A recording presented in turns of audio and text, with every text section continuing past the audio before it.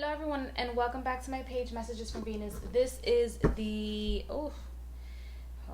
this is the New Orleans Voodoo Tarot. You guys, look, these are the beautiful backs of the cards. Beautiful symbolism, beautiful, absolutely stunning symbolism. These cards can be read in reverse and also upright. Now, this deck brings a very, very hefty book. This deck has a lot of information. This deck, it does not only just talk about voodoo, but it also has its own way of demonstrating the Rider-Waite system in the top of the cards. Because this is talking about this spirit, which is Azaka la Flambeau, but it also talks about 10 Pedros. So this is talking about the 10 of Wands. So in a regular tarot deck, this would be the 10 of Wands. In a regular tarot deck, this 5 of Pedro would be the 5 of Wands. This deck has a very African mysticism background to it.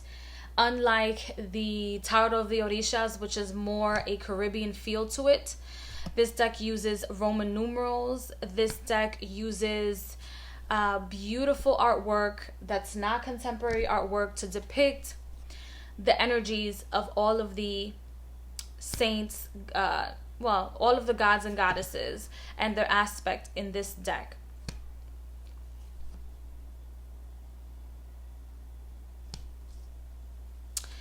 I feel like this deck gives people not only an introduction to voodoo, but it gives an introduction to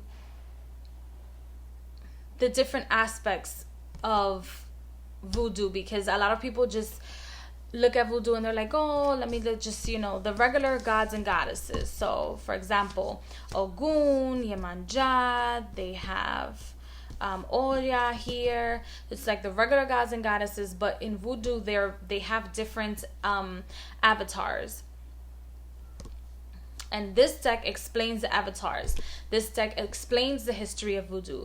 This deck explains the history of voodoo from the standing point of New Orleans, which can be a little bit more eclectic, which I feel like this deck, like, it's a beautiful fit. Don't get me wrong. It's a beautiful fit for a name, the New Orleans Voodoo Tarot. But it should be named just the Voodoo Tarot, because a lot of people that study voodoo, a lot of people that practice voodoo, a lot of people that are starting to be initiated in voodoo, they use this deck a lot, because I feel like it's the only deck in the market.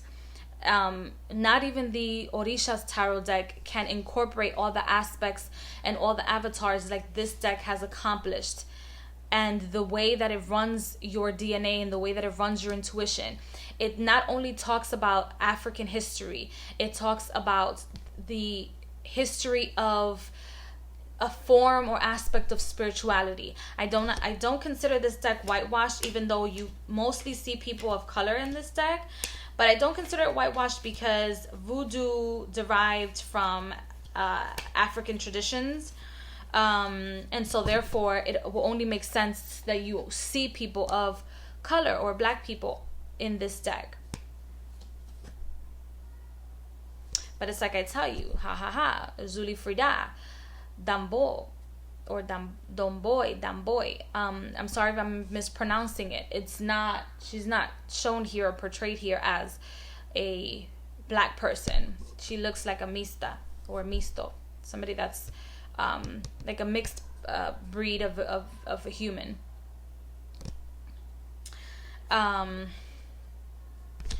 This deck takes me back to a lot of ancestor workings. No matter what the background is, this deck really, really does connect to ancestors. If you want to find a deck that connects you to ancestor workings, this is the deck for you. If you want to connect to other deities that aren't the same regular deities all the time, this deck is for you. If you want to know more about Santeria and voodoo outside of the Christian faith or outside of Catholicism, this is the deck for you.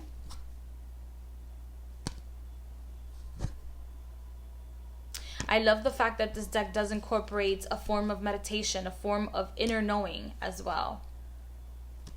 And also connects the as above, so below aspects. So we live a life here, there's a frequency here on this planet, but above there's also a frequency. There's also life. The artwork to some people might not seem like the best or the most beautiful, but I absolutely love it. It's absolutely stunning. This deck currently does not have it doesn't have a partner. I think I'm gonna repurchase the deck that I would like for this deck is man, I can't put my hand on it, but it's one of those like image deck only, which now I'm not gonna stop looking until I find it. Well, give me a second.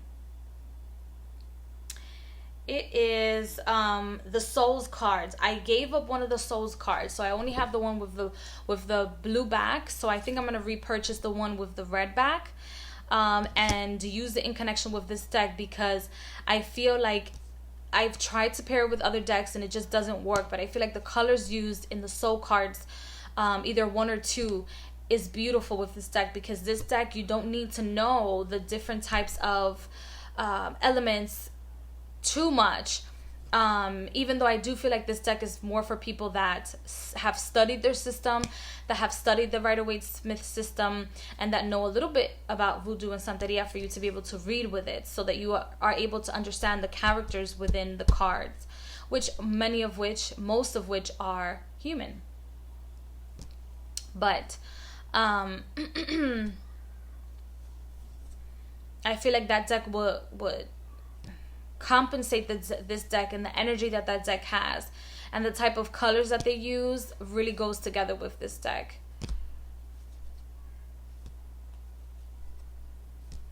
I have the 60-second first impression. Actually, no, I have a picture of when I first purchased the deck on my Instagram. It's like one of the first pictures I ever posted.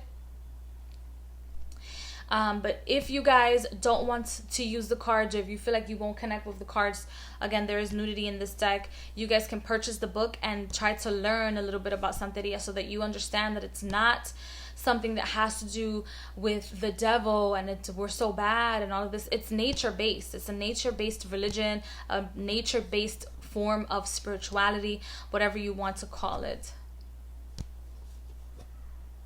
And they are different aspects of this, of practicing voodoo. You have voodoo, you have Santeria.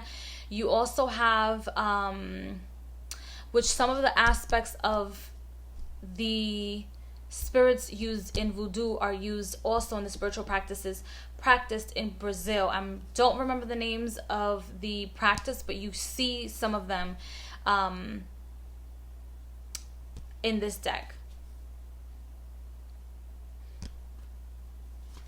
And if you were to understand spirituality and understand spiritual practices just like voodoo, you would understand that there has to be a good and there has to be a bad. For good to exist, bad has to exist. For bad to exist, good has to exist. They commemorate one another. They have to be next to one another. They cannot survive without one another. And I feel like this deck reminds people of that. It's also small and it's very easy to shuffle. This deck also reminds me of the Enochian Tarot as well, and the Enochian system. But it's just a beautiful deck, and a very beautiful form of initiating yourself into another realm of spirituality. And it's like I always tell you guys, it does not hurt to learn, even if you don't practice it, but learn, identify with it, understand it, and respect it, so that you as a spiritual consultant giving off information and energy and talking to your querons, you guys can open up your customer lines, your service lines to all different sorts of cultures, and understand them and not judge them. And it'll allow you to grow, because then these deities, these spirits, these entities won't feel like they can't trust you as the vessel that portrays the message to people of their lineage. So I hope you guys enjoyed this review, and I will see you guys in the next video. Bye guys.